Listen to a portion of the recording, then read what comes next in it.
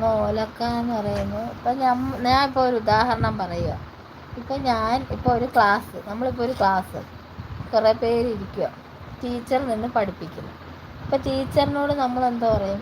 Good morning പറഞ്ഞ് നമ്മൾ ബാക്കിയുള്ളവരുടെ അടുത്തെല്ലാം നമ്മളൊരു ഹായ് പറയാം. എൻ്റെ മോൻ പറയുന്നുണ്ട് ഹായ് പറയാം. ഇപ്പോൾ ആരെ നമ്മൾ ബാക്കി നിർത്തുന്നത്. അപ്പോൾ എല്ലാവർക്കും സുഖമാണോ, എല്ലാവരും ഫുഡ് കഴിച്ചു, അതൊക്കെ കൊള്ളാം. ഇപ്പോൾ എബ്രഹാം കയറി വരുമ്പോൾ സോണിയ സഹിയെന്ന് പറഞ്ഞ് വരുമ്പം ഒരാളവിടെ നിൽക്കുക, മനസ്സിലായോ?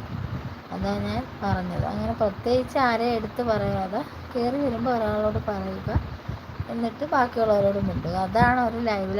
ഞാൻ അങ്ങനെയാണ്. ഒരു ലൈവിൽ ചെന്ന് കഴിഞ്ഞാൽ ആ ലൈവിലെ ആളിനോട് ആദ്യം മിണ്ടും, പിന്നെ അവിടെ വരുന്ന എല്ലാവരോടും ചോദിക്കും, എല്ലാവരും ഫുഡ് കഴിച്ചു, എല്ലാവർക്കും സുഖമാണോ, എന്നിട്ട് നമ്മളെ ആരെങ്കിലും വിളിക്കുന്ന ആരെങ്കിലും ഉണ്ടോ അവരെടുത്ത് മിണ്ടും.